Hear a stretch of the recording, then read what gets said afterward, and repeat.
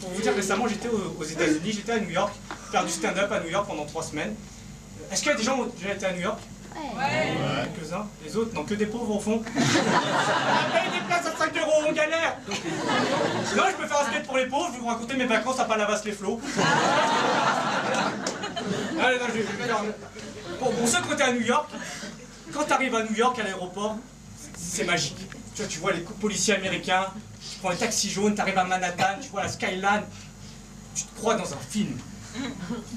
L'autre fois, j'étais chercher des amis anglais à Gare du Nord. C'est pas pareil. Je te jure, c'est pas pareil. C'est différent. Je te jure, il y a plein de pots taxis qui essaient de nous accoster. Ça sentait l'urine de clochard fermenté, c'était vraiment horrible. On attendait dans la file de taxi officielle, et là, une mendiante robe encore, je sais pas pourquoi, une jeune mendiante qui était pieds nus et tout, vraiment les pieds assez sales, elle a sauté dans un buisson, a récupéré des affaires, elle est sortie du buisson, regardez comme ça, elle est séparée. Tu te croyais dans un film, dans le livre de la jungle. Je croyais qu'elle allait chanter, il en faut peu pour être heureux. Donc, mon voyage aux États-Unis a commencé donc, dès l'aéroport à Roissy, dans la salle d'attente. Il faut savoir que New York, c'est la première ville juive, il y a beaucoup de Lubavitch. Vous savez ce que c'est un Lubavitch? Qui a pété? Un Lubavitch, je vais expliquer ce que c'est un Lubavitch. C'est comme dans Rabbi Jacob. Vous voyez, les hommes habillés tout en noir avec les longs cheveux comme ça. C'est très impressionnant.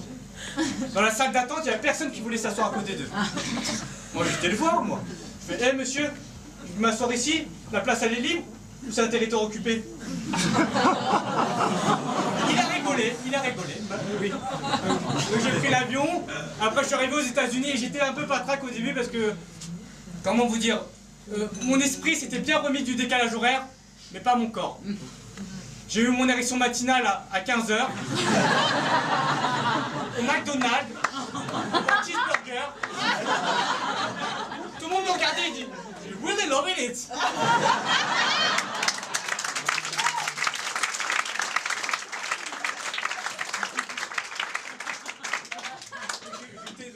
Il y a un pote à moi qui était expatrié, donc il m'a emmené un petit peu, il m'a sorti un petit peu. Donc il m'a emmené, donc j'étais un peu dans la communauté expatriée et tout. Il faut savoir que là-bas, j'ai connu des gens qui étaient à l'Alliance française, ils m'ont dit la scolarité pour un enfant c'est 23 000 € par an. C'est super cher. Ton gamin il saute une classe, tu lui achètes un appart. Super cher. Là, pour vous dire, c'est tellement cher que là-bas les cours sont sponsorisés.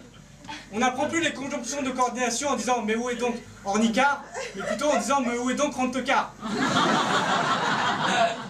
Donc mon pote m'a sorti un petit peu aussi, on est sorti un petit peu la nuit et tout.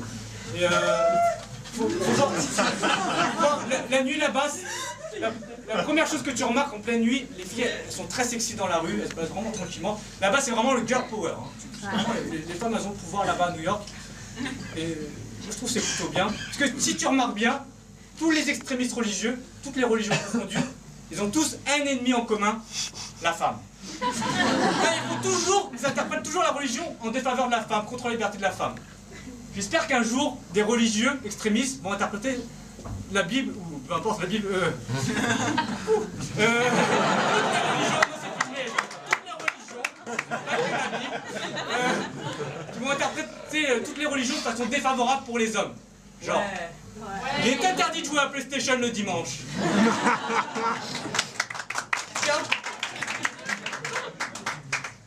Faire du tuning sur sa voiture, c'est péché. Ou encore quelque chose comme à ta femme, un orgasme par semaine, tu lui garantiras. Sinon, sans une couille, tu repartiras.